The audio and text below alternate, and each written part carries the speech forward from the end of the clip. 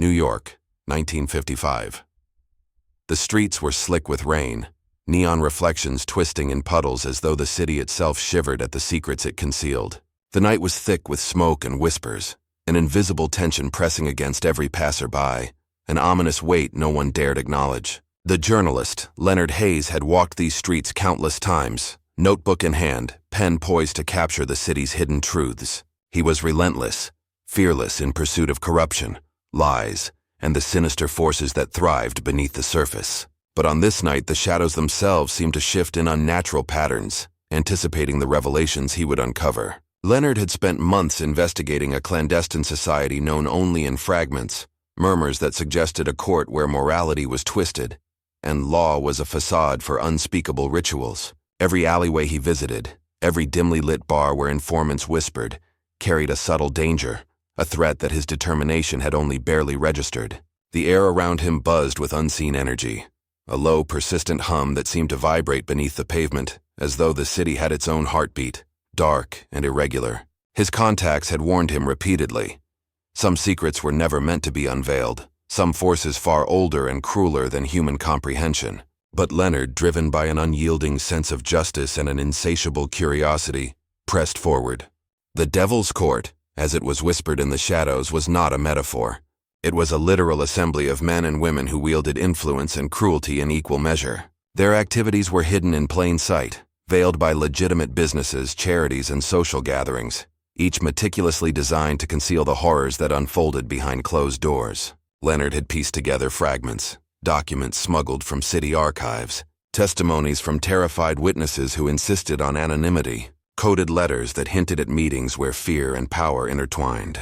His pen had captured names, dates, locations, rituals, and the faintest hints of the diabolical influence that spread quietly but relentlessly through the city's elite. He was aware that every note he made, every photograph he took carried immense personal risk. The Devil's Court was rumored to have eyes everywhere, informants who were invisible until it was too late. Leonard's instincts had long warned him of this peril, yet the thrill of unveiling the unthinkable kept him moving forward, deeper into the labyrinth of conspiracy and terror. That evening he entered a speakeasy tucked between two decaying buildings, a place where the flicker of gaslight revealed faces in transient glimpses. The bartender, a gaunt man with hollow eyes, nodded at him knowingly as if acknowledging the invisible burden Leonard carried. Conversations here were careful, measured, each word weighed for loyalty and danger. Leonard's presence was both a beacon and a threat, and the regulars understood the precarious balance of trust and fear that enveloped the space. He recorded the snippets of whispered information with meticulous precision,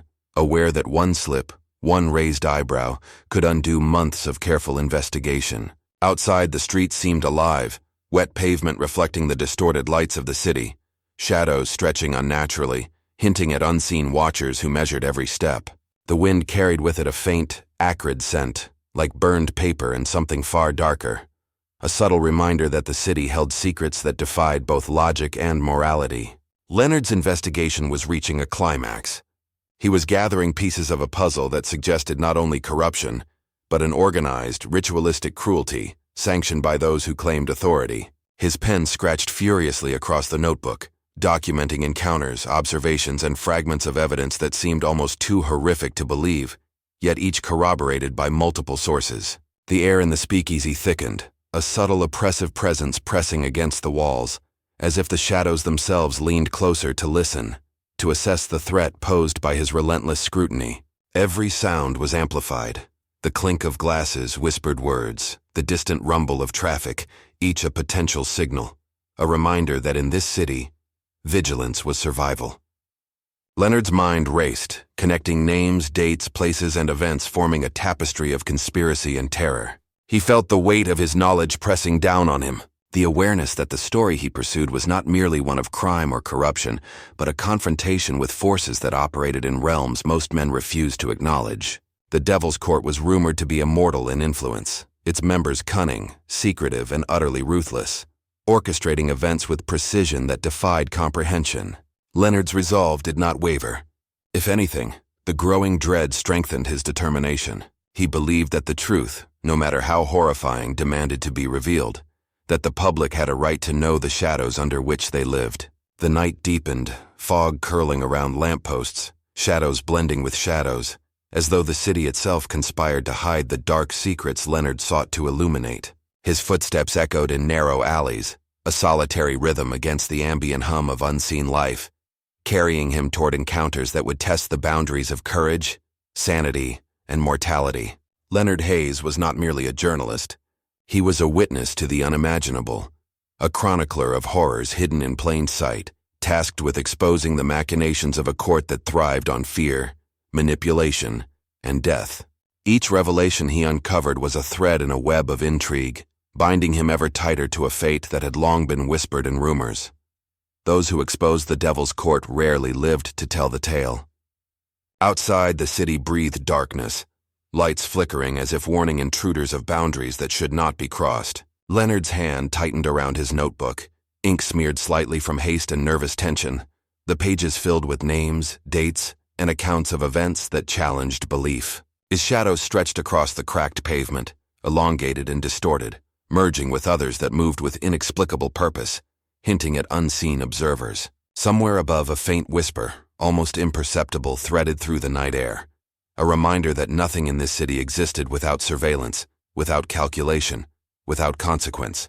Leonard's determination burned brighter despite the encroaching dread. He moved forward into alleys, offices, and hidden chambers, assembling the fragments of the Devil's Court, documenting the network of control, the rituals, the ruthless precision, and the terror they spread. Each note, each observation, was a defiance of the invisible forces that sought to conceal truth beneath layers of fear and manipulation. In 1955, New York, amidst the neon glow and persistent shadows, a journalist dared to expose the unimaginable, to confront a court that wielded power with diabolical intent. Leonard Hayes, pen in hand, became the solitary beacon of truth against forces unseen, unknown, and utterly merciless. And the city, indifferent yet complicit, watched silently as the first steps toward revelation were taken, steps that would lead to consequences both immediate and eternal. Echoing through the darkened streets, the whispers of the terrified, and the shadows that waited patiently for the end.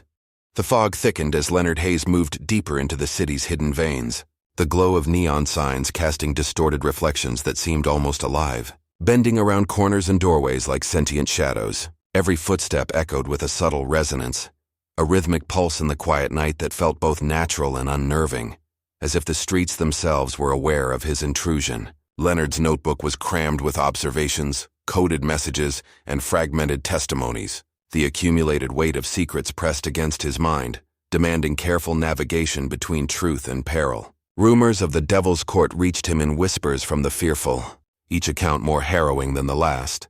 Gatherings cloaked in darkness where the city's most influential men and women enacted rituals so precise and cruel that mere knowledge of them left witnesses trembling in disbelief. These were not the tales of ordinary crime. They were orchestrations of fear, control, and ritualized power, executed with a methodical precision that defied logic and morality alike. Leonard understood that exposure meant confrontation, not only with human cruelty, but with forces that may have stretched into realms few dared contemplate. His investigation led him to secret libraries, forgotten records, and private archives, each containing faint traces of manipulation. Missing files, altered documents, coded letters, and symbols scrawled in margins with intent both threatening and inscrutable. The deeper he delved, the more the ordinary cityscape shifted in perception. Alleys elongated, shadows thickened, and the hum of unseen machinery, mechanical, human, or perhaps supernatural, seemed to vibrate in resonance with the terror he cataloged. Every contact he met exhibited a careful duality, a willingness to speak paired with fear, vigilance, and subtle gestures suggesting surveillance.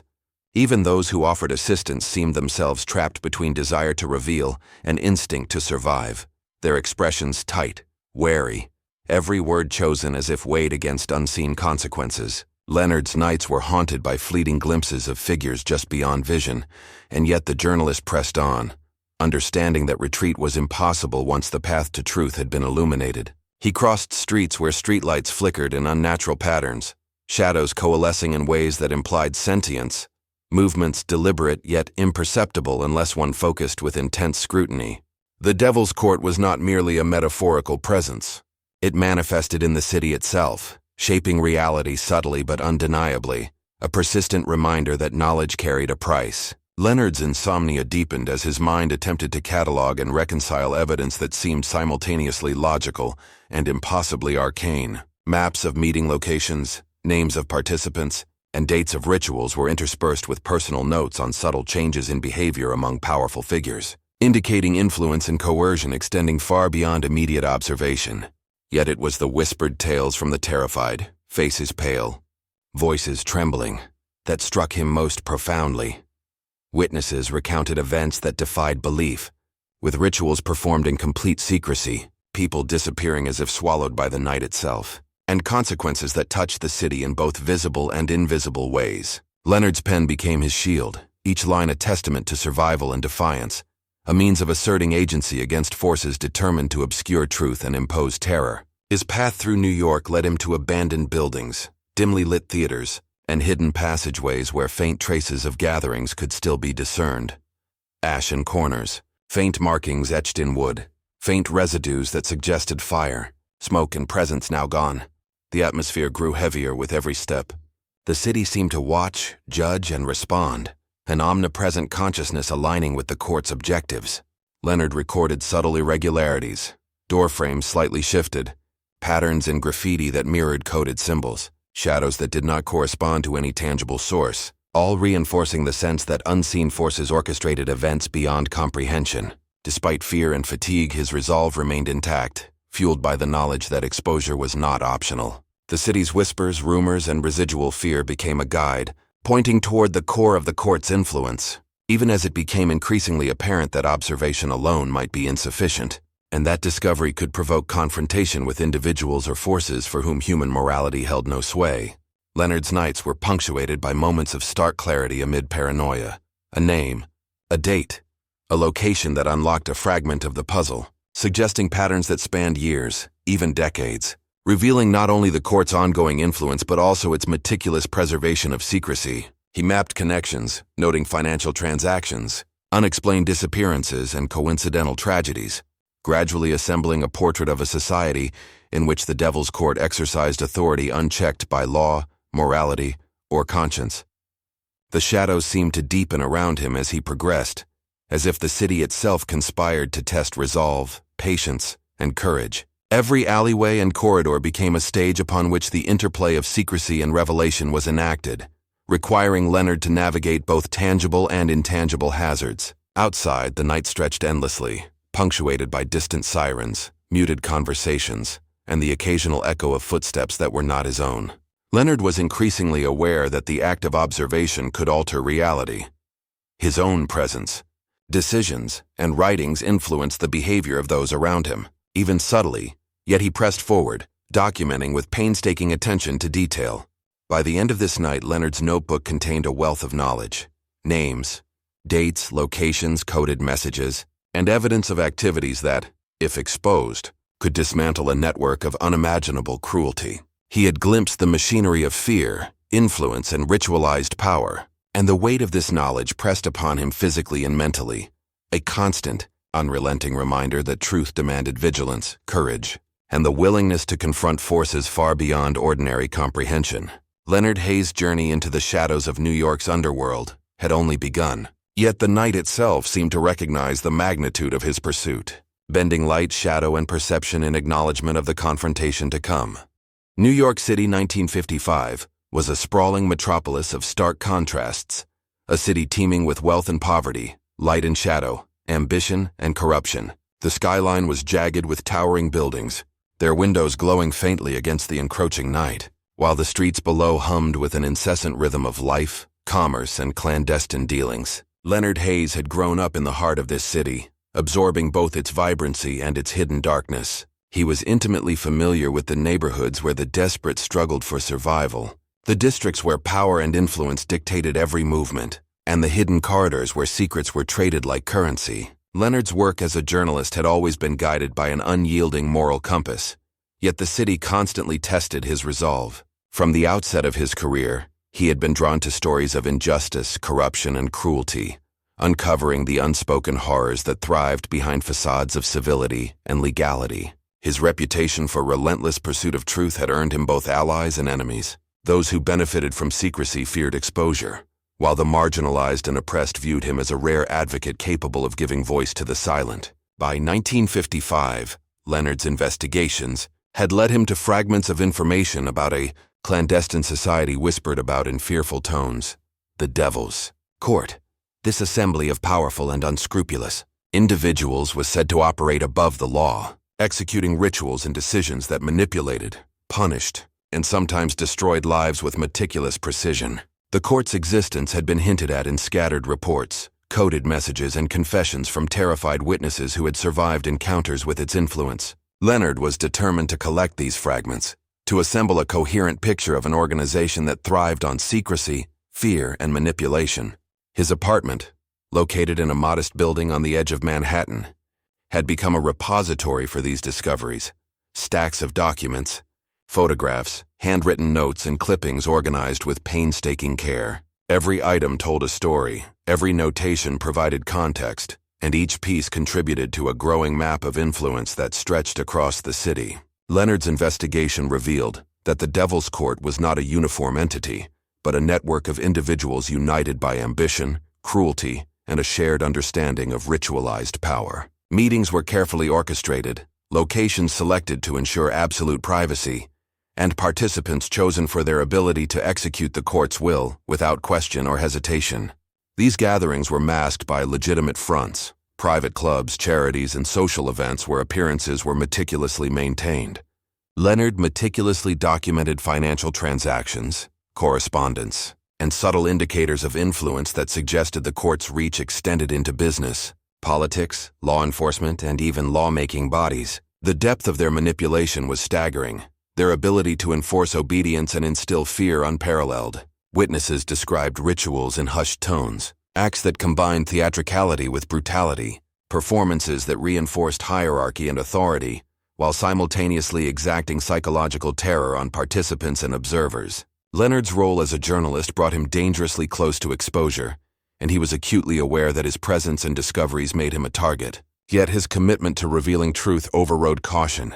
He understood that history, morality, and justice demanded disclosure, that the city's inhabitants had a right to know the forces operating in shadows, shaping lives, and orchestrating unseen outcomes. The streets themselves bore witness to the court's influence. Neighborhoods were subtly altered, alleys and passageways providing clandestine routes, buildings adapted to facilitate secrecy, and ordinary citizens unconsciously complicit in the concealment of malevolent acts. Leonard observed the effects of fear, influence, and coercion on both individuals and the urban landscape, cataloging subtle signs with precision and care. The journalist's contacts were a mix of informants, former participants, and those who had narrowly escaped exposure. Each interaction carried a delicate balance of trust and suspicion.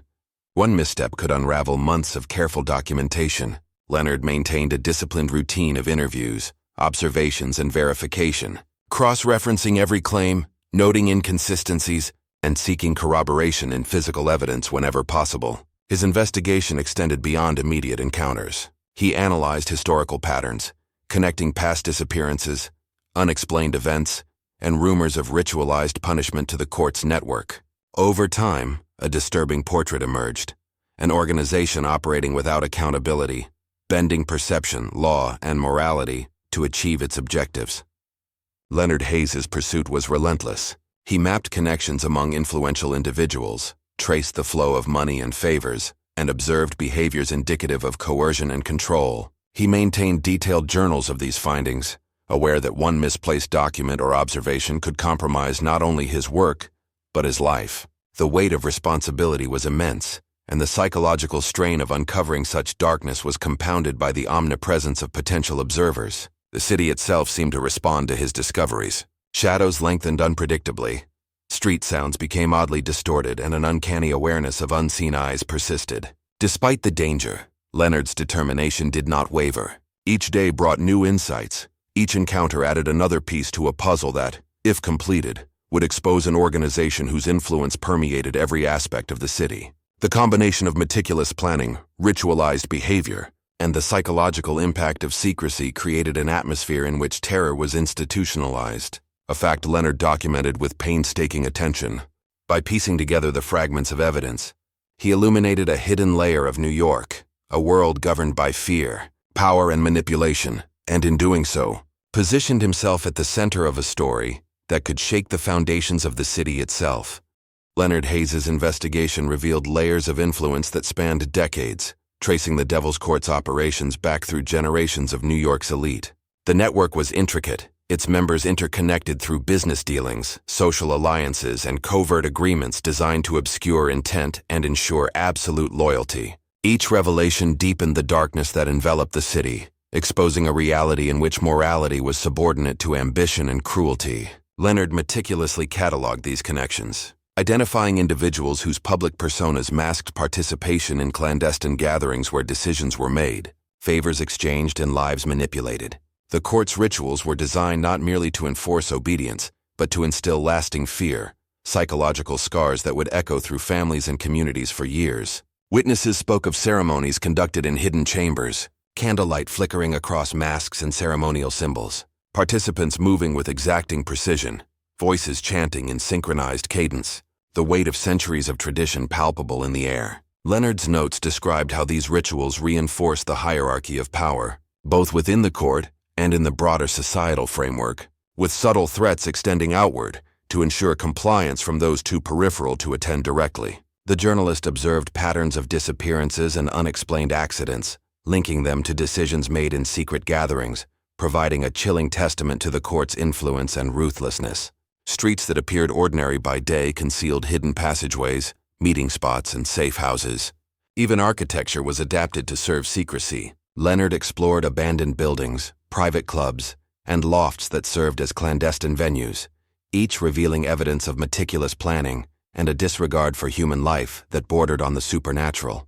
The court's influence was pervasive, extending into law enforcement, politics, media, and finance. Leonard documented the subtle ways in which authority figures were manipulated, coerced, or incentivized to maintain the veil of secrecy, ensuring that no outsider could comprehend the full scope of operations. Financial records, coded correspondence, and confidential memos revealed a carefully orchestrated system of rewards and punishments, where compliance meant protection and defiance meant disappearance or ruin.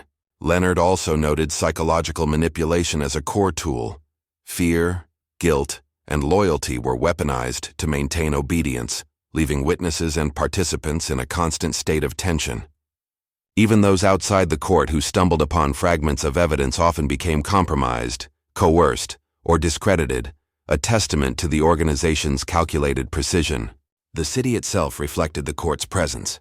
Districts were subtly transformed to facilitate operations, with traffic patterns, building access, and social events manipulated to conceal gatherings and control observation. Leonard meticulously recorded every anomaly, aware that such details would illuminate the court's reach and methodology. He found that the Devil's Court maintained continuity through coded communication, encrypted messages, and networks of trusted intermediaries. Names, dates, and locations were obfuscated, leaving only fragments for those brave enough to piece together the truth. The risk to Leonard was immense. He understood that exposure could result in threats, abduction, or even death. Yet his dedication to journalism, ethics, and justice drove him forward, reinforcing his belief that knowledge was both power and responsibility. Leonard's apartment became a fortress of documentation, walls lined with photographs, maps, and notes creating a visual representation of a city under unseen dominion. Patterns emerged, recurring symbols, coordinated disappearances, financial anomalies, and witness reports converged to reveal the court's operations as deliberate, methodical, and terrifyingly effective. Each piece of evidence carried weight, a puzzle fragment that, when assembled, depicted a society manipulated from the shadows. The psychological toll on Leonard was profound. He suffered restless nights, haunted dreams, and the creeping paranoia of being constantly watched. Shadows seemed longer, footsteps unfamiliar, and whispers almost audible as he pieced together the court's influence. Yet he maintained rigor, cross-checking facts, confirming sources, and ensuring that documentation was precise, leaving no margin for doubt.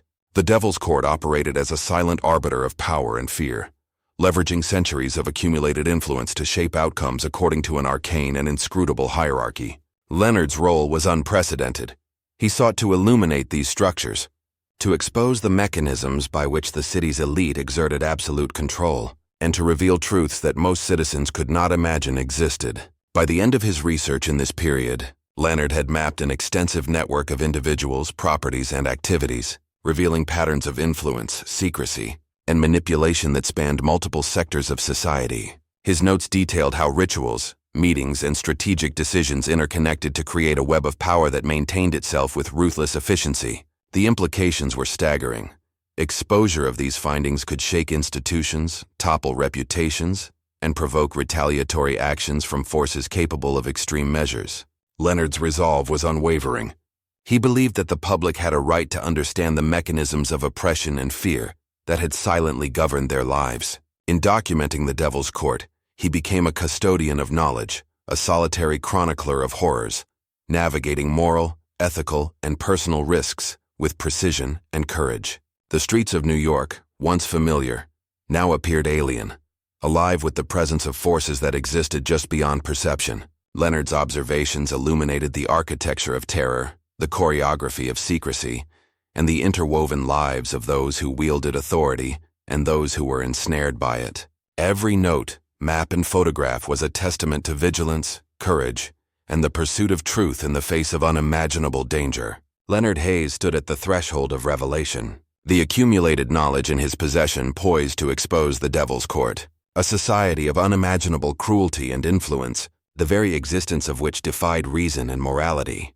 As Leonard Hayes delved deeper into the labyrinth of the Devil's Court, the city itself seemed to conspire in his unease. Every whisper carried an edge of warning, every shadow suggested surveillance, and every casual glance felt calculated. The months of research had brought him to a point where fragments coalesced into patterns, revealing meetings and rituals that spanned both time and geography, touching corners of the city most considered ordinary. Informants spoke cautiously, their voices quivering, detailing events that seemed almost theatrical in their cruelty. Private ceremonies conducted in basements and abandoned theaters, where candlelight danced across masks and obscure symbols etched into walls, the air heavy with incense, smoke, and the scent of fear. Leonard meticulously documented each testimony, each scrap of evidence, understanding that the Devil's Court relied as much on intimidation and mystique as on actual power. Subtle threats and psychological manipulation kept the public and lower-tier participants in check, ensuring that the court's existence remained a shadowed truth. He traced connections between influential figures, politicians, business magnates, law enforcement officials, and discovered how carefully orchestrated favors, punishments, and disappearances maintained the court's control. Leonard's days blurred with nights of investigation, each discovery intensifying both his understanding and his sense of peril. The city's foggy nights seemed to carry portents, the glow of street lamps creating shifting patterns that appeared almost deliberate, guiding him toward encounters that would illuminate truths others preferred remain hidden. Observing from dimly lit rooftops and shadowed alleyways, Leonard noticed the subtle choreography of human movement. Men and women in hurried, purposeful strides, clandestine exchanges in muted tones, and objects discreetly handed off as if conducting ritual without words. He recorded the spatial and temporal patterns of these activities, recognizing the court's influence as pervasive, coordinated, and deeply ritualized. Among the documents he collected were coded letters, fragments of meeting minutes, and financial ledgers hinting at transactions tied not to legitimate commerce, but to ceremonial obligations, rewards, and punishments. Each piece revealed a layer of sophistication, a deliberate orchestration of fear, influence, and secrecy. Leonard spoke with former participants who had managed to escape the court's inner circles, their accounts vivid and harrowing: forced obedience, intimidation, threats of ruin, and the disappearance of those who dared question authority. Their stories, corroborated across sources, painted a portrait of an organization that was meticulous in planning, ruthless in execution, and utterly indifferent to human suffering. Beyond individual encounters, Leonard began to recognize thematic patterns. The court's gatherings often coincided with lunar cycles, anniversaries, or historically significant dates, suggesting a symbolic framework governing actions and decisions. The locations chosen were rarely obvious: private chambers behind legitimate businesses, converted lofts, and urban ruins that masked both secrecy and ceremony. As the scope of the Devil's Court became clearer, Leonard sensed an almost supernatural orchestration underlying the apparent randomness. Even the city's architecture seemed to participate in concealment, with stairwells, service corridors, and hidden rooms enabling movement and observation without detection. Surveillance was constant, though invisible, and the court's members demonstrated an uncanny ability to anticipate intrusion or discovery. Leonard's investigations extended to historical archives, revealing a continuity of the court's operations stretching back decades, with repeated patterns of influence, intimidation, and ritualized cruelty. He began to map correlations between unexplained disappearances, sudden shifts in political and business power, and evidence of ceremonial gatherings. The connections were chillingly precise, suggesting a network that thrived on secrecy, manipulation, and terror, while remaining entirely undetectable to ordinary citizens. Despite the danger, Leonard pressed on, motivated by a sense of moral imperative. His notebook swelled with evidence, photographs, sketches, transcriptions, and notes, each entry a step closer to exposing an organization that had operated in plain sight, yet hidden from scrutiny. The psychological strain was immense. He felt constantly observed, and shadows seemed to respond to his movements. The faintest noises, the scuff of shoes, a creaking door, a whisper carried on the wind, triggered acute awareness, the city itself a silent accomplice to the court's omnipresence. Leonard also began to perceive behavioral anomalies among city officials, socialites, and businessmen. Subtle gestures, unexplained absences, and cryptic interactions that hinted at obedience or fear. He documented these meticulously, understanding that they were threads in a broader tapestry of influence that could unravel entire structures of power if fully revealed. The pressure of knowledge weighed heavily on him, yet it strengthened his resolve. Each coded letter deciphered, each witness testimony recorded, and each observation mapped brought clarity to the otherwise impenetrable network of the Devil's Court. He realized that exposure required precision, timing, and courage. One misstep could result in his silence being permanently enforced. Leonard's pursuit also revealed an undercurrent of ritualized symbolism, masks, candles, markings, and chants designed to consolidate authority, intimidate, and manipulate both participants and outsiders. Understanding these symbolic frameworks was essential to comprehending the court's psychology and methodology. Night after night, he followed the subtle rhythms of the city, mapping human and environmental cues, noting intersections of influence and secrecy, and preparing to document a narrative that, if fully revealed, could shock the conscience of the public. The Devil's Court, Leonard understood, thrived on invisibility, mystery, and fear. Each new piece of evidence illuminated the shadows, yet also increased the peril he faced. His notebook had become more than a journal. It was a chronicle of terror, influence, and resilience, a meticulous record of a society operating beyond moral and legal boundaries. The more Leonard Hayes uncovered, the more he realized the depth of the Devil's Court's manipulation. It was not merely the disappearance of individuals or the orchestration of events that defined them, but a pervasive control over thought, perception, and social structures. Each encounter, each observation, and each fragment of evidence revealed the court's meticulous choreography of fear, loyalty, and obedience. Leonard noticed patterns in financial transactions, sudden wealth transfers, inexplicable bankruptcies, and subtle favors that ensured compliance, reward, or silence. These patterns suggested not random acts but deliberate strategies implemented with foresight and precision. Witnesses he interviewed spoke of moments when the boundaries between reality and ritual blurred. In dimly lit rooms, participants described chanting in unison, ceremonial objects laid in intricate arrangements, and symbolic gestures that carried consequences both immediate and long-lasting. The acts were designed to assert dominance, cement hierarchy, and instill a psychological terror that lingered far beyond the confines of the gathering. Leonard also discovered that the Devil's Court had a talent for exploiting human weaknesses. Ambition, fear, greed, and desire were manipulated with surgical precision, ensuring that even those who participated with initial reluctance eventually became complicit. Each confession, each document, and each photograph he collected added to a growing understanding of a system so vast that exposure seemed simultaneously urgent and dangerous. The city itself mirrored these machinations. Ordinary streets masked secret routes, alleys led to hidden chambers, and innocuous buildings concealed rooms designed for clandestine assemblies. Leonard moved cautiously, aware that even a slight misstep could compromise his investigation or endanger his life. He mapped these locations meticulously, understanding that spatial awareness was essential to revealing the court's operations while maintaining his own safety. Informants provided fragmented accounts, each piece critical yet incomplete. Leonard cross-referenced these stories, seeking corroboration through observation, archival research, and the subtle behaviors of those he monitored. He noted changes in public demeanor, subtle adjustments in speech and movement, and the timing of events that corresponded with rituals he had documented. Every discovery reinforced the court's sophistication, control over individuals, institutions, and perception itself. The Devil's Court's power extended beyond immediate influence. It shaped policies, controlled information, and leveraged societal fears to maintain dominance. Leonard's awareness of these dynamics deepened with each encounter, and he meticulously recorded the psychological, social, and structural mechanisms employed to sustain the court's authority. Even casual observers were unknowingly drawn into patterns orchestrated by unseen hands, becoming instruments in a broader system designed for secrecy and intimidation.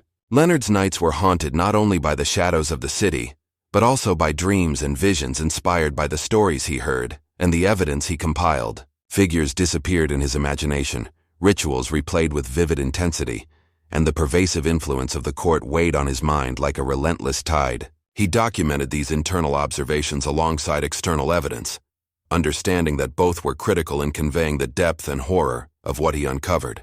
Each coded letter he deciphered, each photograph analyzed, and each testimony cross-verified contributed to a growing mosaic of knowledge, revealing the court's meticulous planning and unrelenting control. Leonard also noted that secrecy was reinforced through fear and spectacle. Disappearances, threats, and the occasional act of visible punishment served as reminders of the consequences of defiance. The court cultivated an environment in which trust was scarce, vigilance constant, and loyalty coerced through both psychological and social means.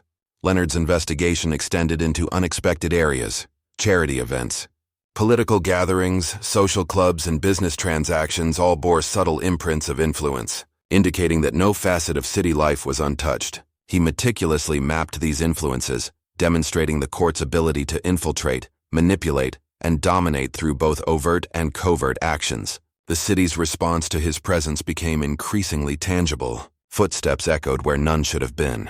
Shadows lingered longer than plausible, and the faintest disturbances in routine seemed calculated to observe or intimidate. Leonard documented these occurrences, aware that they signaled both danger and confirmation of his discoveries. The build-up to exposure was not merely chronological but psychological. He observed and cataloged how tension, uncertainty, and anticipation were engineered to enforce the court's will. He pieced together the sequence of events leading to rituals, gatherings, and decisions, revealing a network of manipulation that extended to virtually every level of society. Each observation contributed to a narrative that, if revealed, could disrupt the carefully maintained order, challenge power, and provoke consequences both immediate and lethal. Leonard's perseverance was unwavering, his methodology meticulous. He integrated historical analysis, eyewitness accounts, behavioral observation, and environmental study to form a coherent picture of the court's operations. The Devil's Court, he realized, was not merely a secret society but an institution of control, fear, and ritual, orchestrating events with precision that blurred the line between reality and calculated performance. Night after night, Leonard navigated the city's hidden pathways, gathered evidence, and validated information, building a foundation for revelation while remaining acutely aware that discovery of his activities could provoke lethal retaliation. His notebook became an archive of both terror and truth, each page a testament to meticulous observation, courage, and the pursuit of justice in the face of unimaginable danger. As Leonard Hayes documented the intricacies of the Devil's Court, the city itself seemed to hold its breath, aware that exposure approached, that patterns once hidden were becoming discernible, and that the consequences of revelation would be profound, far-reaching, and irrevocable. The night of revelation descended with an ominous silence as Leonard Hayes prepared to confront the Devil's Court. Every step toward the hidden chamber was measured, deliberate, and laden with tension, the weight of accumulated knowledge pressing upon him. Months of investigation, interviews, and meticulous documentation had led to this moment, the potential unveiling of a society that had wielded control, fear, and manipulation over New York City for decades. The streets around him seemed unnaturally still, fog curling in the weak lamplight, casting elongated shadows that shifted with a life of their own. Leonard's heart pounded, awareness heightened with each footfall, knowing that discovery could mean death, yet understanding that retreat would allow injustice to persist. Inside the concealed building, The air was thick with anticipation. Candles flickered along walls, casting shadows that danced like specters of the past. Symbols etched into stone and wood pulsed with significance, mysterious patterns that communicated allegiance, hierarchy, and intent. The ritual was already underway when Leonard peered through a narrow gap. Masked figures moved in precise synchrony, voices chanting in cadence, hands performing gestures whose meanings were known only to those initiated. The atmosphere was both theatrical and terrifying, a convergence of ceremony, power, and cruelty that instilled fear in the uninitiated. Leonard documented every detail, careful not to disturb the proceedings, understanding that each observation was a thread in a tapestry of revelation. The Devil's Court was a study in discipline, control, and ritualized authority, each member embodying both menace and obedience, executing the will of the collective with chilling precision. Patterns of speech, movement, and ritual objects revealed a complex code governing interaction, hierarchy, and influence. Leonard's notes captured not only the visual spectacle but also the psychological effect. The tension in the room was palpable, a tangible force pressing against him even from the hidden vantage. The Devil's Court exerted dominance through fear, ceremony, and the perception of omnipotence. Each chant, each gesture, each subtle interaction reinforced a structure both intricate and ruthless. Leonard observed the subtle punishments administered during the ritual. Slight gestures, whispered commands, and the withholding of acknowledgement, all enforcing obedience and hierarchy. The victims, those present for observation or participation, displayed a mixture of fear, reverence, and submission, their behavior shaped entirely by the court's orchestrations. He noted the presence of individuals whose roles were purely symbolic, yet carried significant psychological weight, serving as conduits of authority or as exemplars of consequence.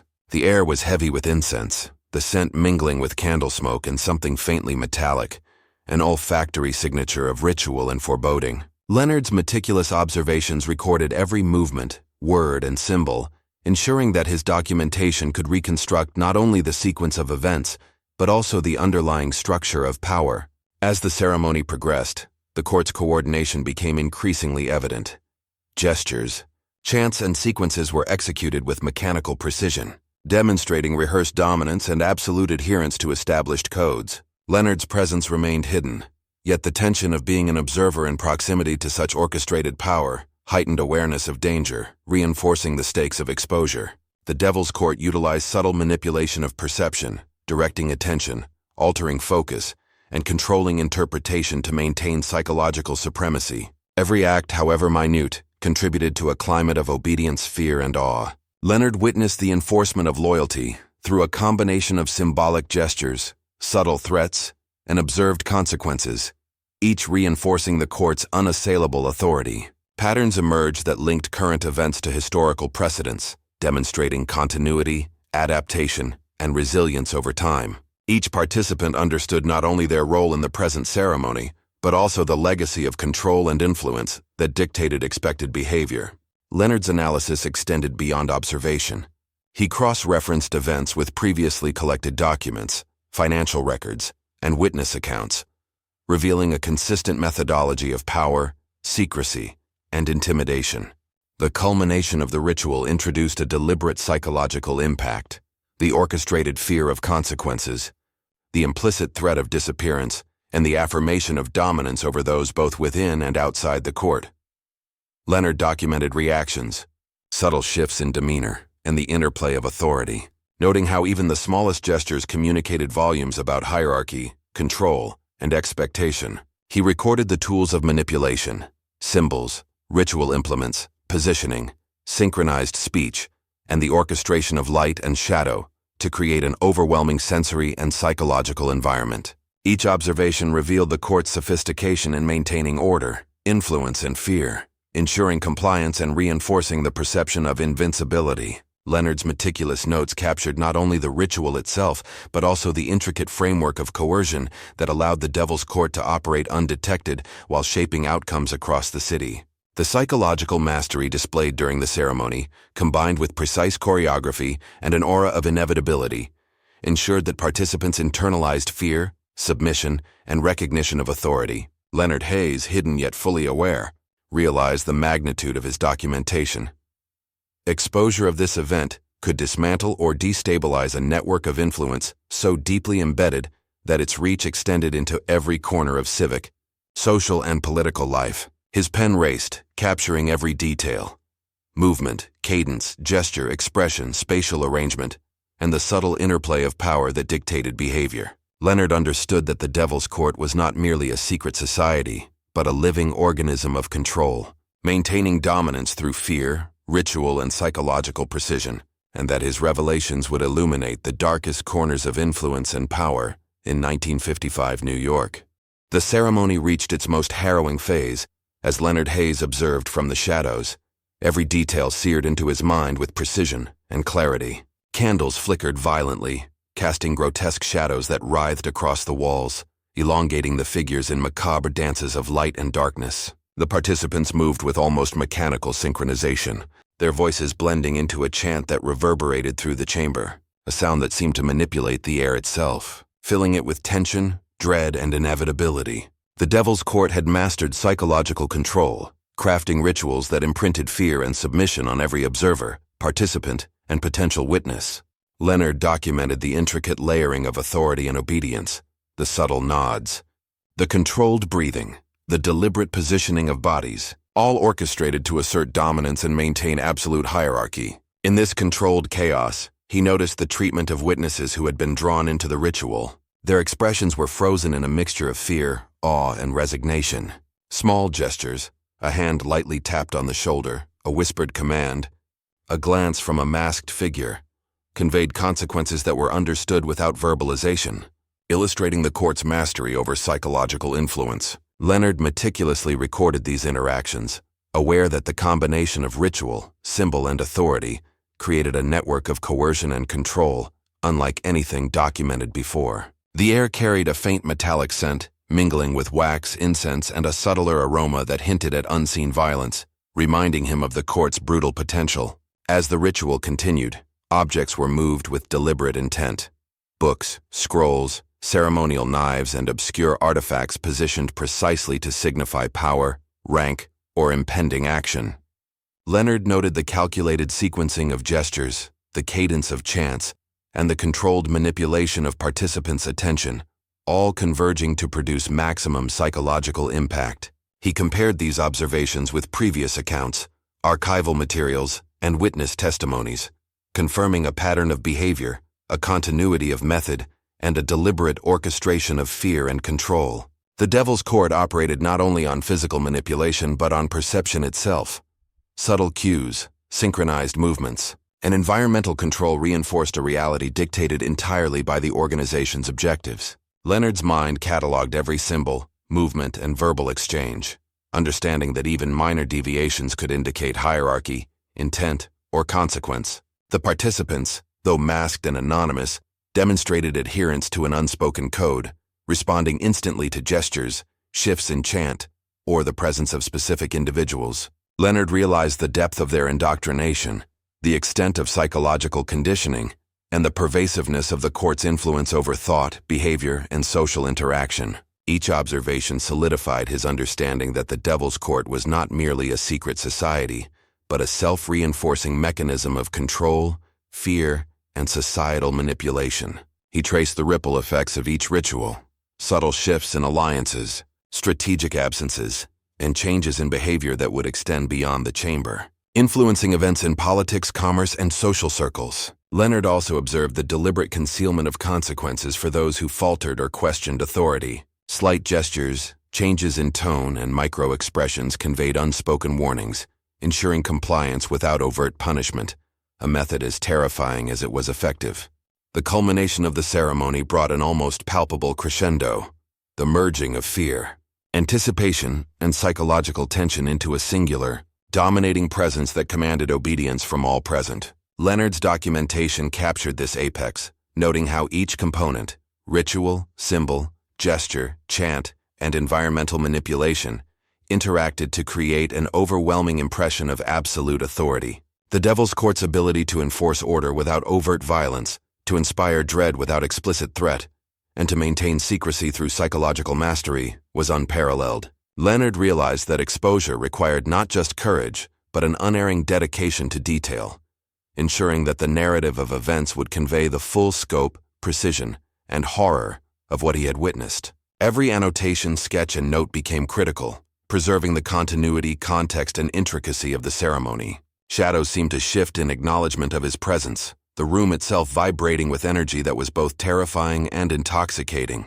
Leonard's observations documented the layering of influence, the interplay between fear and authority, ritual and reality, secrecy and exposure.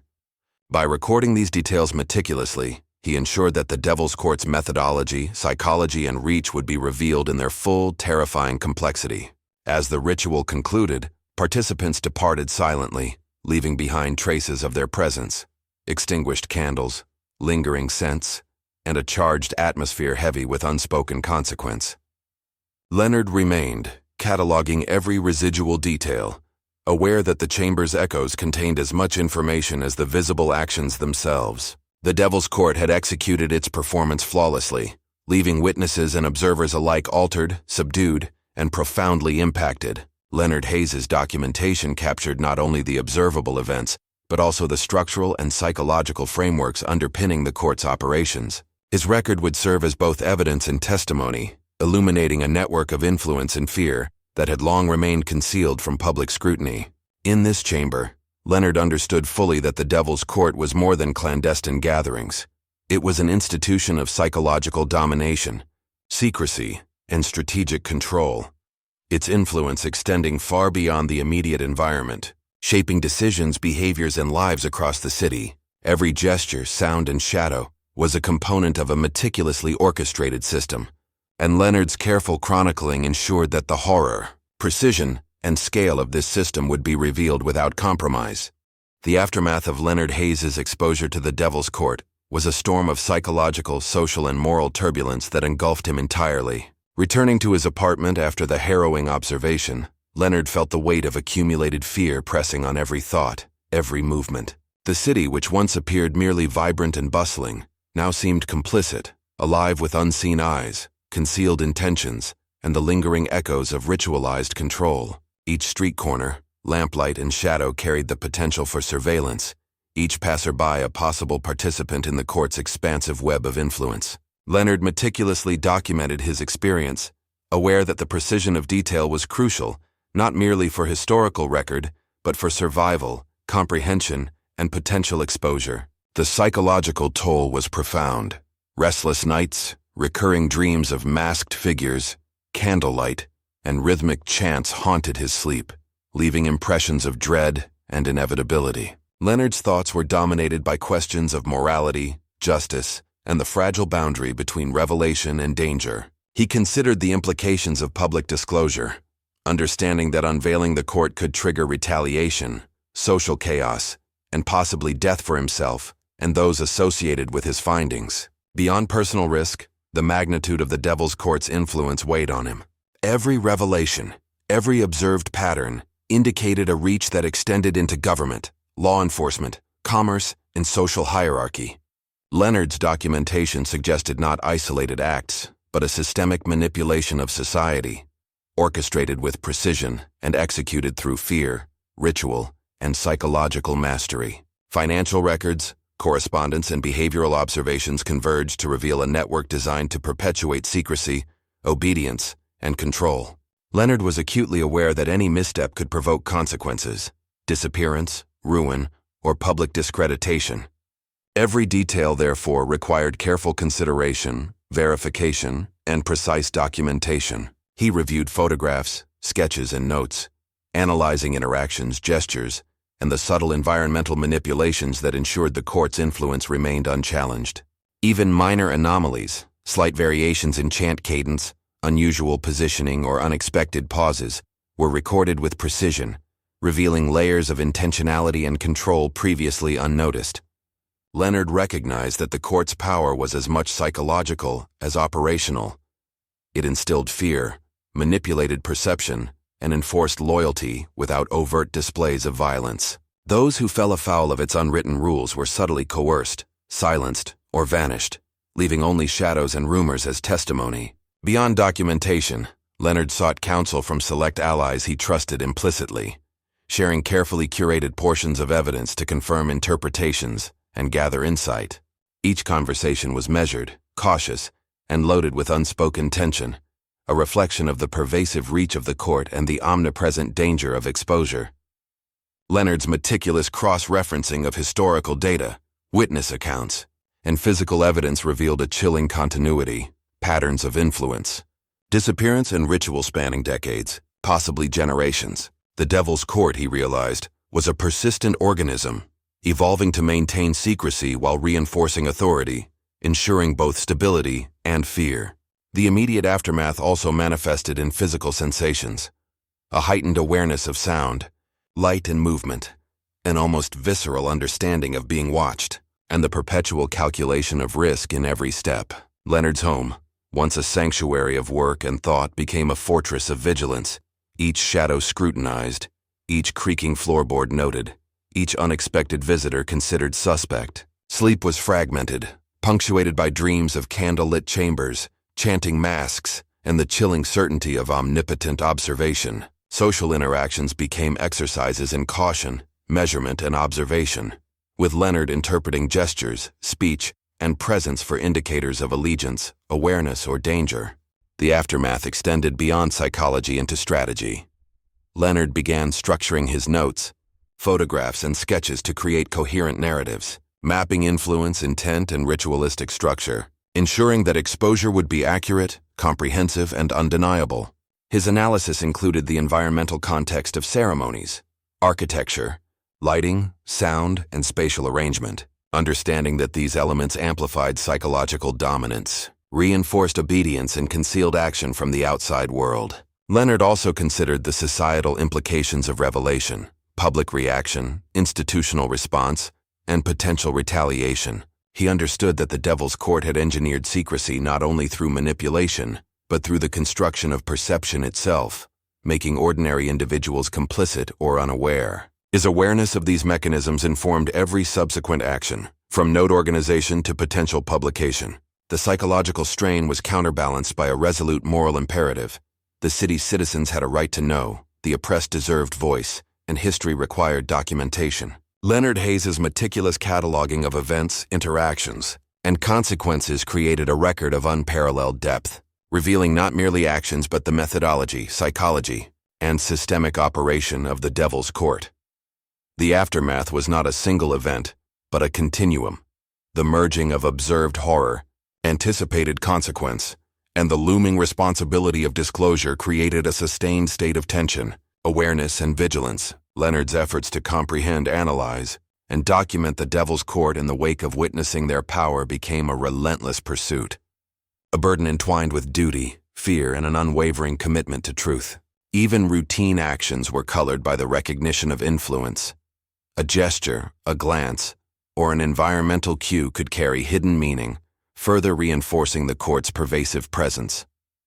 As Leonard continued to analyze the aftermath, he documented the structural, psychological, and symbolic mechanisms that enabled the court's sustained dominance, ensuring that each layer of insight was preserved for potential exposure, historical record, and moral reckoning. His work illuminated not just events but the frameworks of power, manipulation, and fear, presenting a comprehensive understanding of a society hidden in plain sight, perpetuating control through unseen channels, ritualized authority, and meticulously orchestrated influence.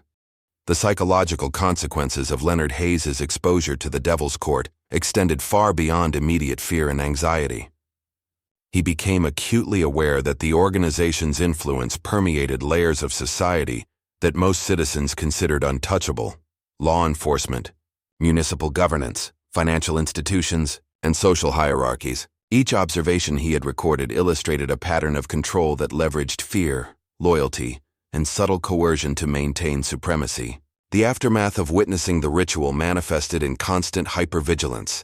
Every passerby, every shadow, every unexpected sound carried the potential for surveillance or intervention. Leonard meticulously cataloged these environmental cues, recognizing them as extensions of the court's psychological dominion. Beyond environmental awareness, he analyzed behavioral patterns among participants and peripheral actors. Slight gestures, subtle glances, and micro-expressions indicated complex networks of allegiance, fear, and obedience. Leonard's notes detailed how these patterns extended outward, influencing decisions, transactions, and social interactions, ensuring the court's objectives remained unchallenged. Financial networks revealed systematic reinforcement, rewards for compliance, punishment for deviation, and a careful orchestration of wealth to bind participants and manipulate outcomes. Archival research corroborated modern evidence, demonstrating continuity of influence in ritual spanning decades, suggesting a generational system of indoctrination and control.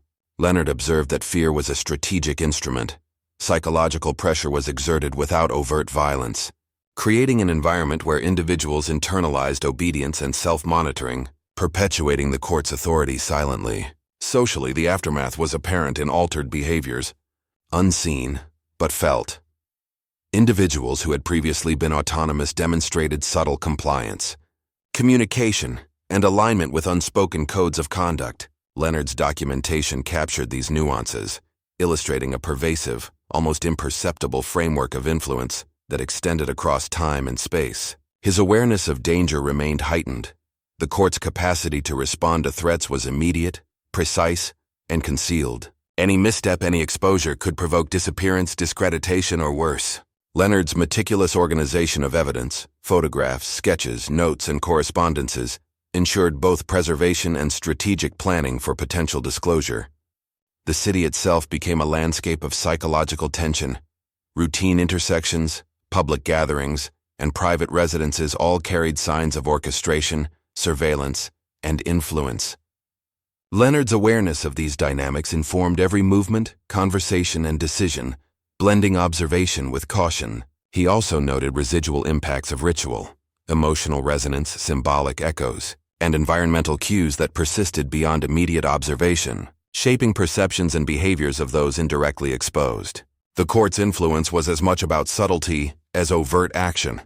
Whispers, gestures, and environmental manipulation reinforced dominance while maintaining the illusion of normalcy. Leonard cataloged these after-effects meticulously, understanding that comprehensive analysis required acknowledgement of both direct and indirect consequences. The psychological strain of sustained exposure produced insomnia, hyper-awareness, and recurring visions of ritualized ceremonies, masked participants, and symbolic actions. Leonard counterbalanced this strain through structured documentation, cross-referencing evidence, and analyzing patterns with rigorous precision. Socially, he exercised caution in alliances, conversations, and associations, recognizing that perception itself could trigger consequences, that trust was conditional, and that misjudgment could be fatal.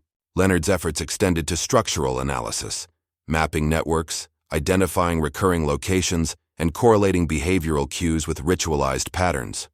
This comprehensive approach illuminated the mechanics of influence, revealing a systemic operation that ensured continuity, obedience, and secrecy. Each annotated observation reflected both individual behavior and collective orchestration, illustrating the court's mastery of social, psychological, and operational control. Leonard also considered historical parallels. The continuity of methods, symbolism, and social manipulation indicated that the court's practices had evolved, adapted, and persisted over time, achieving resilience and invisibility. Environmental analysis revealed deliberate architectural, spatial, and temporal arrangements designed to facilitate secrecy, maximize psychological impact, and reinforce the court's presence. Leonard's notes detailed minute adjustments, patterns, and deviations, illustrating that every aspect of ritual and influence was meticulously planned.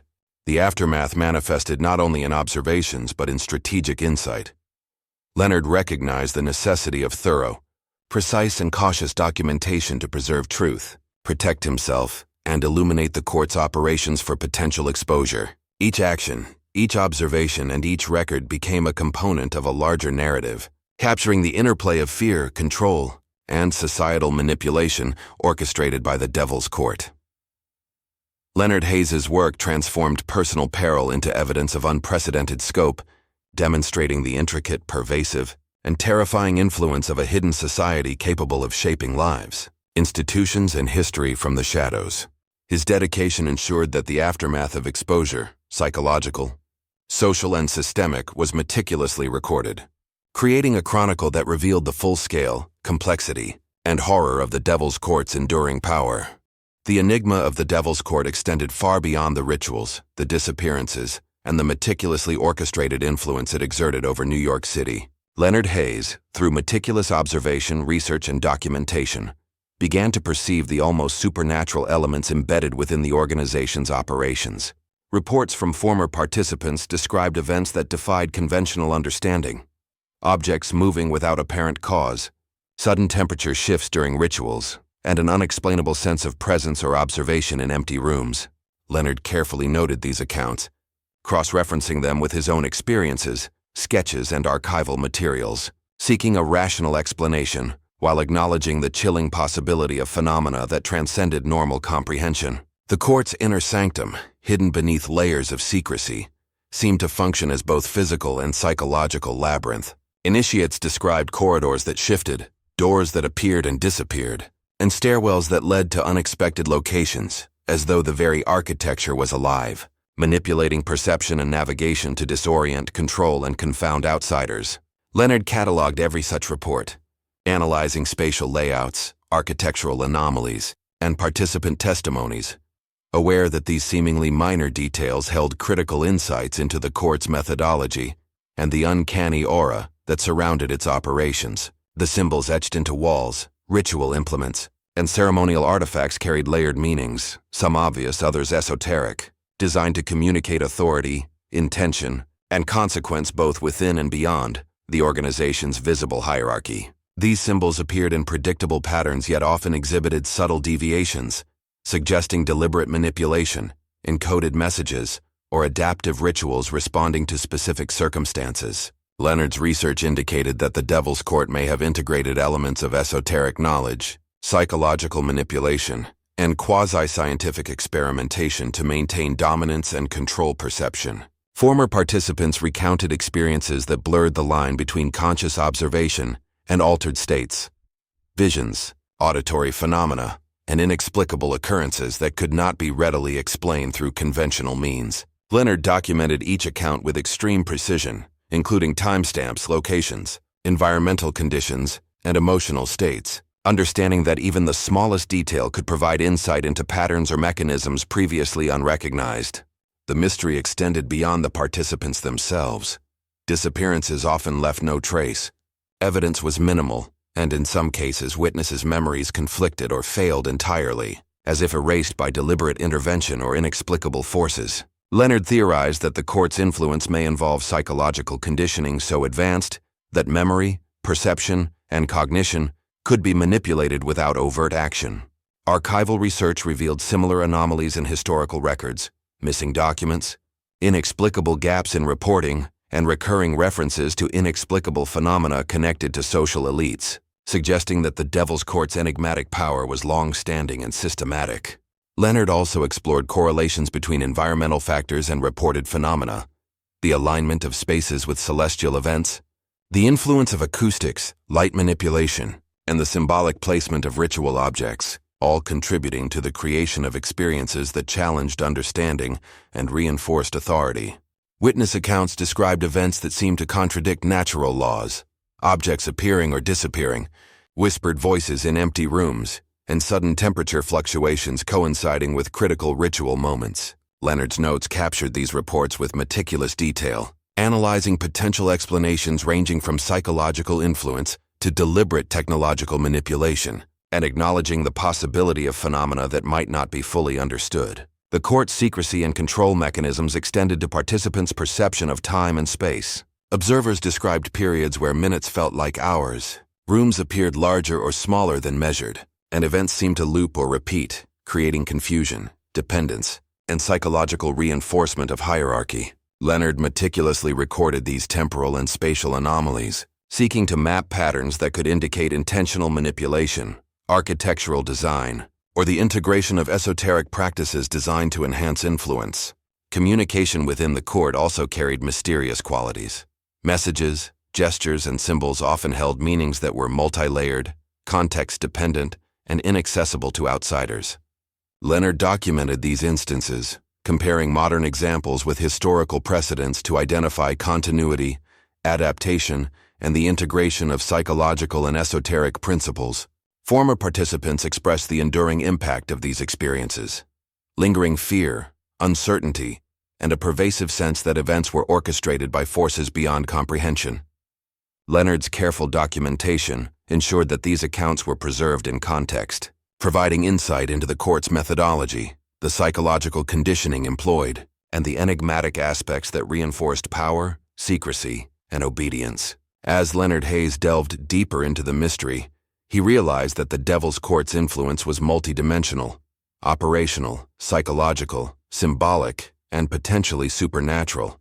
Each observation, testimony, and historical record revealed layers of complexity that challenged understanding, defied explanation, and solidified the court's reputation as an organization both terrifying and inscrutable. The mystery was not a single occurrence but a continuum, a network of influence, ritual, and enigma extending through space and time, designed to perpetuate control, fear, and secrecy while eluding conventional comprehension. Leonard's meticulous records captured not only what could be observed, but also what could only be inferred, documented, or cautiously theorized, ensuring that the full scope of the Devil's Court's enigma was preserved for historical analysis, moral reckoning, and potential exposure. As Leonard Hayes continued to probe the enigma of the Devil's Court, he uncovered evidence that suggested layers of influence reaching far beyond the immediate participants and ritual spaces.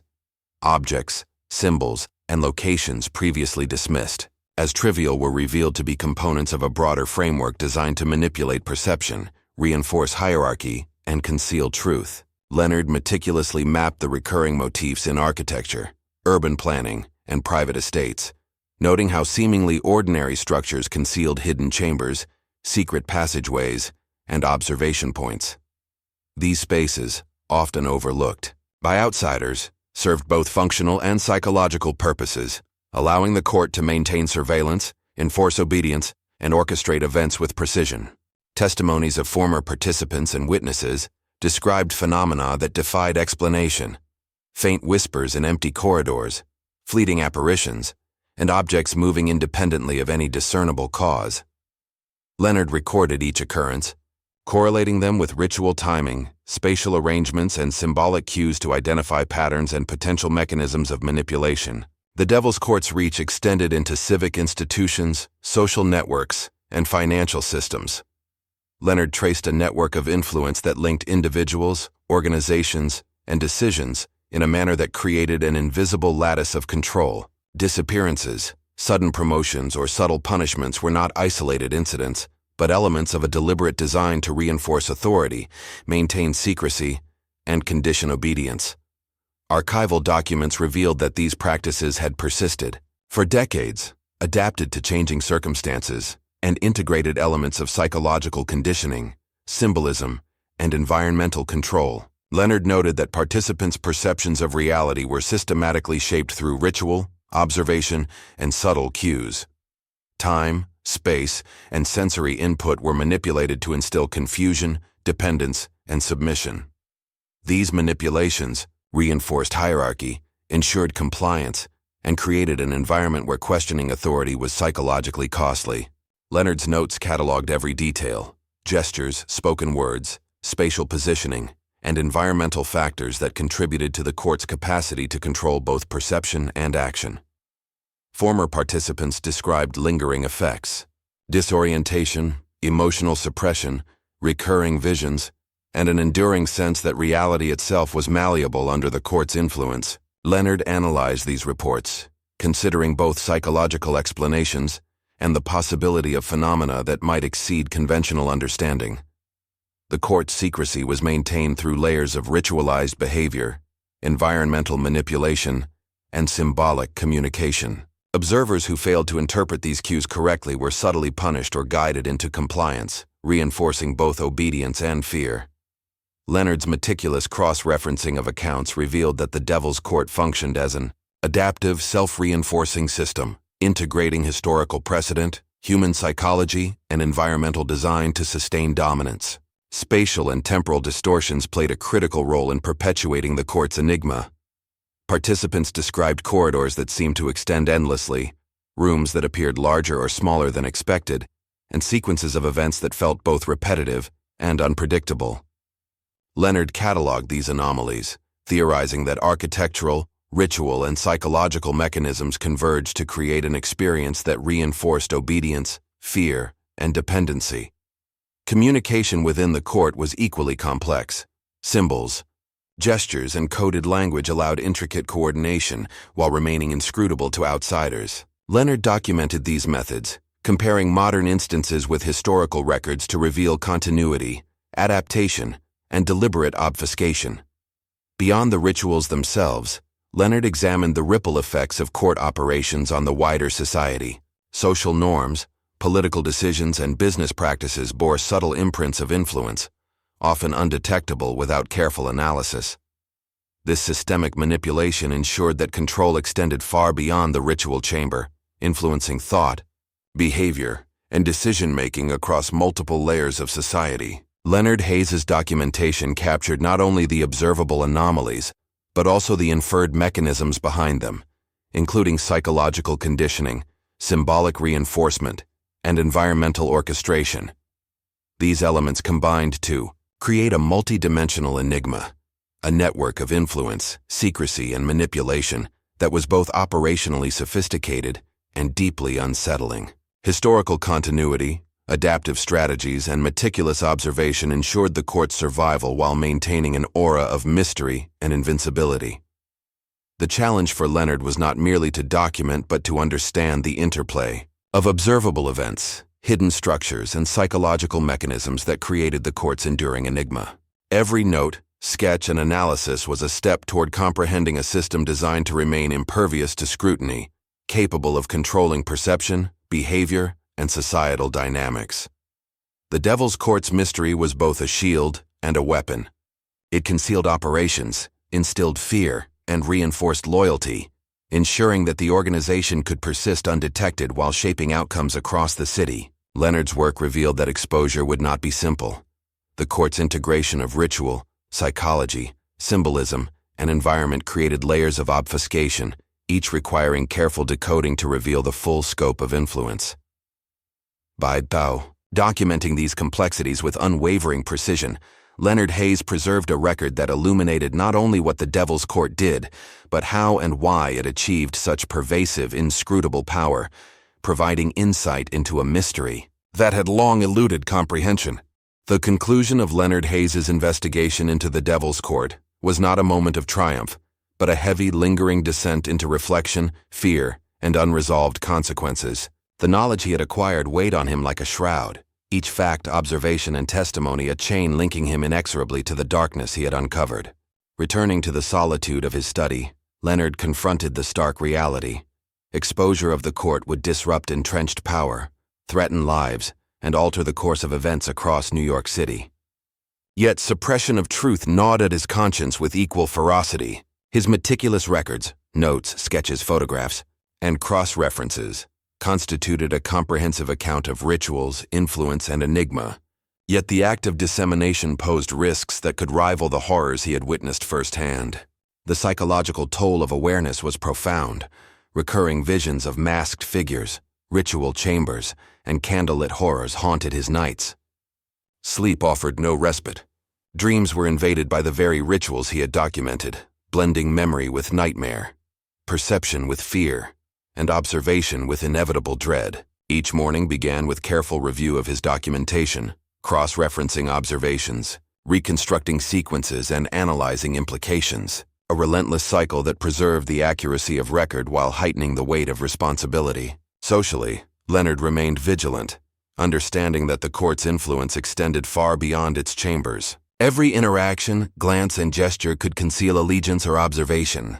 Ordinary spaces, street corners, cafes, libraries, carried the invisible imprint of surveillance, reminding him that his work was not conducted in isolation, but within a network of omnipresent influence. The ethical dimensions of his predicament were complex and consuming. Leonard pondered whether revealing the court would provoke justice, chaos, or retaliation. Would disclosure dismantle tyranny or invite greater suffering? Each hypothetical scenario was analyzed with rigorous precision, weighing moral imperatives against potential consequences. Beyond practical and ethical concerns, Leonard grappled with existential reflection. The Devil's Court represented not merely a hidden society, but the capacity for human manipulation, fear, and secrecy.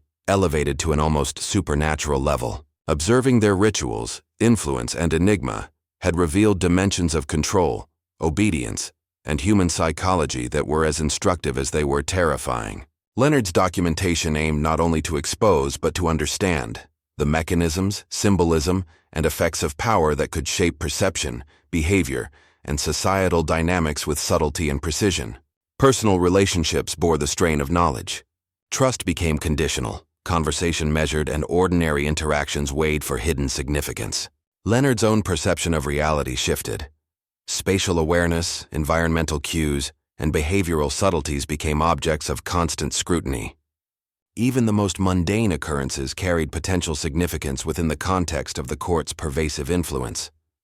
Leonard Hayes reflected on the endurance of the court, recognizing a continuity of power, secrecy, and manipulation that spanned decades. Historical records, contemporary observation, and indirect testimony suggested an organization both adaptive and resilient, capable of surviving exposure attempts while maintaining control through ritual, psychology, and symbolic authority. The moral imperative to document was intertwined with self-preservation. Leonard understood that every note, sketch, and analysis served dual purposes: preserving truth and protecting against the consequences of revelation. His work created a temporal bridge between observation and potential action, ensuring that the court's secrets would be recorded, even if disclosure remained perilous. The culmination of his reflection highlighted the fragility of knowledge.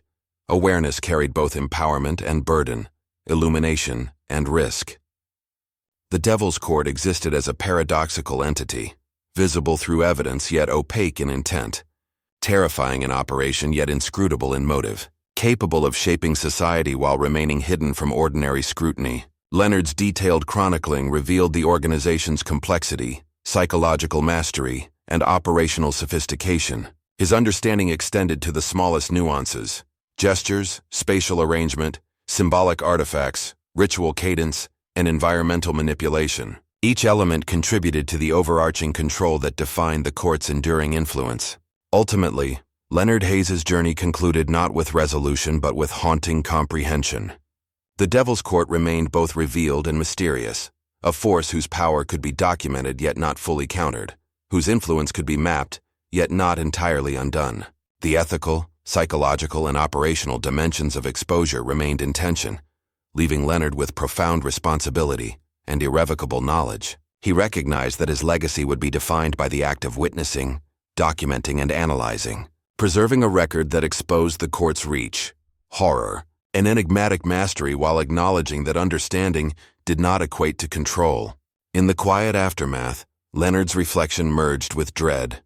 The world he knew had been irrevocably altered by his insight, and the shadows of the Devil's Court extended into every corner, unseen but inescapable. He understood that history would remember not only the events themselves, but the painstaking effort to chronicle, analyze, and reveal them, capturing the interplay of fear, secrecy, and human psychology in their full chilling complexity. Leonard's notes, meticulous and exhaustive, represented the culmination of inquiry, observation, and moral reckoning, a testament to both human courage and the enduring, insidious influence of hidden power structures that could manipulate perception, behavior, and society itself.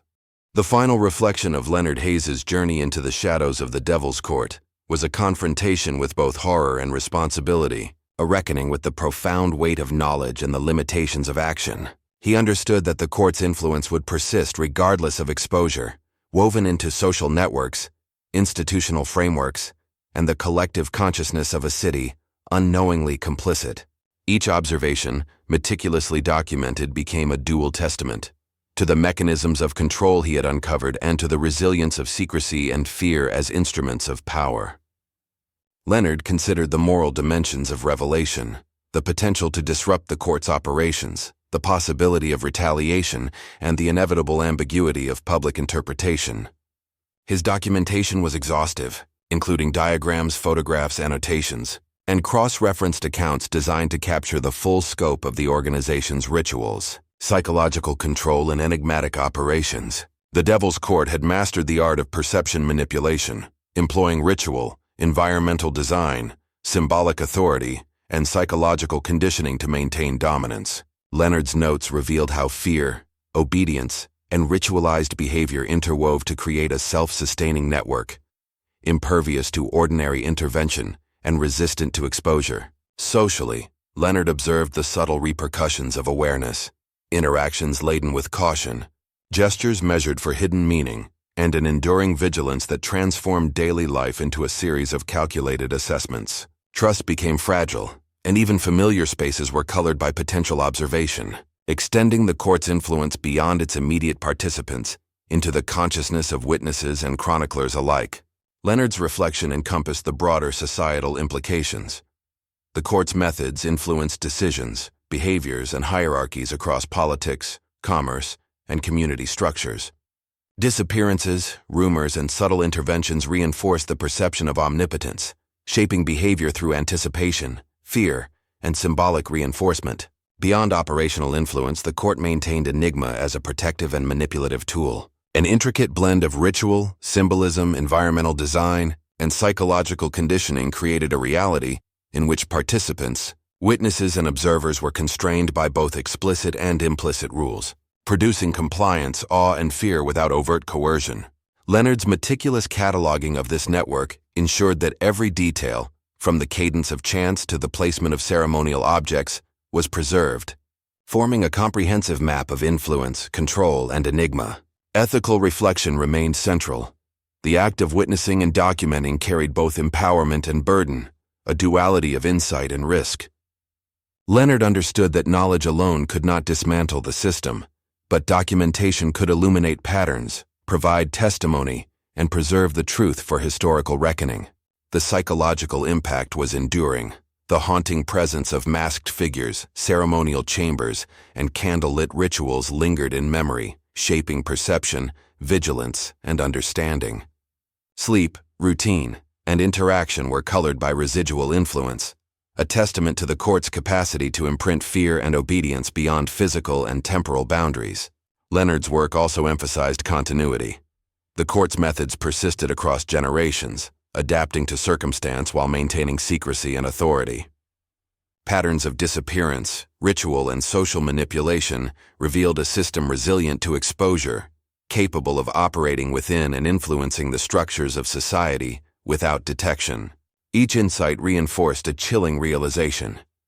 The Devil's Court's power was multidimensional, blending operational precision, psychological mastery, symbolic authority, and environmental manipulation to produce enduring control. Leonard's reflection acknowledged that exposure was not absolute liberation.